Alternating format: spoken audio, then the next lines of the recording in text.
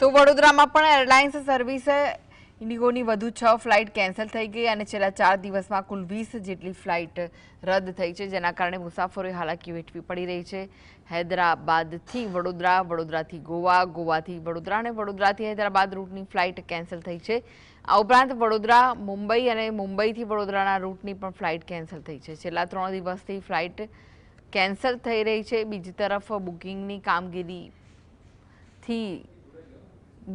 કામગીરી ચાલી રહી છે. સતત કેન્સલ થતી ફ્લાઇટને લઈને મુસાફરોમાં આક્રોશ જોવા મળ્યો છે.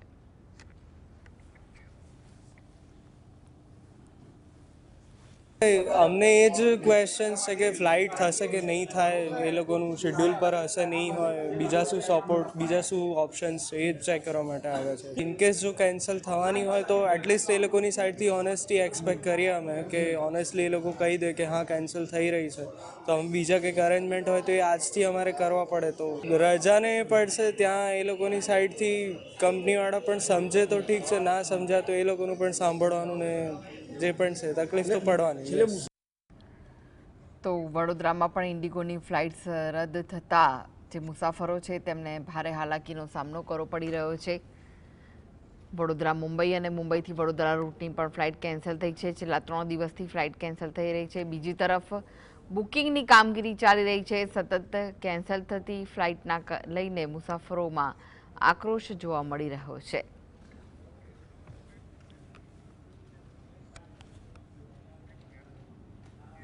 તો વધુ વિગતો માટે જોડાઈ ગયા છે વડોદરાથી સંવાદદાતા રૂપેશ. રૂપેશ, જે તે ઇન્ડિગોની ફ્લાઇટો રદ થઈ રહી છે, કેન્સલ થઈ રહી છે, મુસાફરોમાં કેવો રોષ જોવા મળી રહ્યો છે? જી ચોક્કસ કૃષ્ણાજી, મુસાફરોમાં રોષ છે કારણ કે આ નવેમ્બર, ડિસેમ્બર, જાન્યુઆરી એ એવો સમય હોય છે કે જેમાં એનઆરઆઈઓ વિશેષ કરીને આવતા હોય છે અને એનઆરઆઈઓ કનેક્ટિંગ ફ્લાઇટ માટે, જે મધ્ય ગુજરાતમાં મોટું હબ ગણાય છે, એટલે કનેક્ટિંગ ફ્લાઇટ માટે તેઓ વડોદરાથી જ લાઈક બોમ્બે કે દિલ્હી કે બેંગ્લોર આવી સાઈડ જતા હોય છે, ત્યાંથી એમની કનેક્ટિંગ ફ્લાઇટ હોય છે. એટલે અચાનક જ આ રીતે શિડ્યુલ જે છે ખોરવાઈ ગયું છે. એનઆરઆઈઓનો પણ બીજે શિડ્યુલ ખોવાઈ ગયા છે. સાથે સાથે જે રોજિંદી કામગીરી માટે વીકમાં એક વખત જતા હોય કે 15 દિવસ એક વખત બિઝનેસ અર્થે અથવા બીજા કોઈ કામકાજ અર્થે વડોદરાથી બહાર જતા હોય કે આવતા જતા મુસાફરો હોય કે અન્ય ટ્રાવેલર્સ હોય, તેઓ પણ મુશ્કેલીમાં મુકાઈ ગયા છે. અત્યાર સુધીમાં ઇન્ડિગોની જે છે છેલ્લા 4 દિવસમાં 20 કરતા વધુ ફ્લાઇટો રદ થઈ ચૂકી છે. હવે આ ફ્લાઇટ રદ થવાની સીધી અસરો અન્ય ફ્લાઇટો પણ જે છે એને પણ પોતાના ભાવ જે છે એ બમણાથી પણ વધારે કરી દીધા છે. બમણા પૈસા આપવા છતાં પણ એવું કંઈ નક્કી નથી કે અન્ય ફ્લાઇટમાં એમને જગ્યા મળશે જ.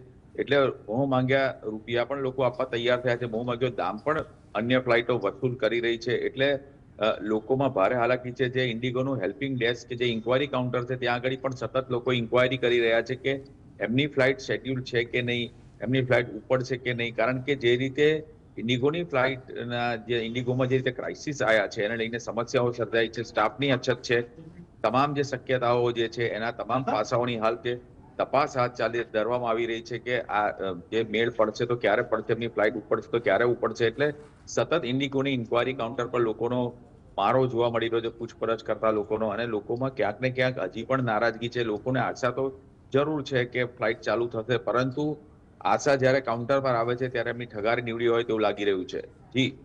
જી રૂપેશ, લોકોનું શું કહેવું છે, કેવો રોષ છે? શું તેઓ કોઈ અવેજી વ્યવસ્થા માટે વાત કરી રહ્યા છે ખરા કે તેમને મળે તે રીતે? બિલકુલ કૃષ્ણાજી, લોકોમાં ઘણો રોષ છે. લોકોની પણ કેવું છે કે આ સરકારે આમાં ઇન્વોલ્વ થવું જોઈએ, સિવિલ એવિએશન મિનિસ્ટ્રી આમાં ઇન્વોલ્વ થવું જોઈએ, સરકારી એજન્સીઓ ઇન્વોલ્વ થવું જોઈએ, અન્ય વૈકલ્પિક વ્યવસ્થાઓ કરવી જોઈએ. આવી કોઈ વ્યવસ્થાઓ નથી એટલે લોકો ખાસ કરીને વિદેશી મુસાફરો પણ અટવાઈ ગયા છે. કારણ કે એમની કનેક્ટિંગ ફ્લાઇટ જે છે જે તે એજન્સીઓ જ કનેક્ટિંગ ફ્લાઇટ આપતી હોય છે જ્યાં જવા માટે, એટલે એ પણ ફ્લાઇટો નથી મળી રહી. ભાડા વધી ગયા છે. લોકો જયારે પૂછે છે તો તમારી ફ્લાઇટ આવશે એવું બાહેધરી અપાય છે, પરંતુ જયારે એરપોર્ટ પર આવે ત્યારે ખબર પડતી હોય છે એમને, કારણ કે સામાન્ય રીતે 2 કલાક કરતા વધુ કલાક પહેલા આવી જવાનું હોય છે ચેકિંગ માટે. પણ જેઓ જયારે એરપોર્ટ પર આવે ત્યારે ખબર પડે છે કે એમની ફ્લાઇટ કેન્સલ છે. હવે એમની પાસે ત્યાંથી પણ અધર જગ્યાએ જવા માટેની કનેક્ટિંગ ફ્લાઇટ હોય છે. એટલે તમામ રીતે જે છે મુસાફરો હાલ પીસાઈ રહ્યા છે, એટલે મુશ્કેલીમાં મુકાઈ રહ્યા છે. અને ખાસ કરીને જે બિઝનેસ ક્લાસ વર્ગ હોય કે બિઝનેસ માટે જતા હોય કે પછી વિદેશ યાત્રા માટે અવર જવર કરતા હોય, આ લોકો વિશેષ હાલ જે સફર કરી રહ્યા છે. જી જી જી, આભાર રૂપેશ સમગ્ર માહિતી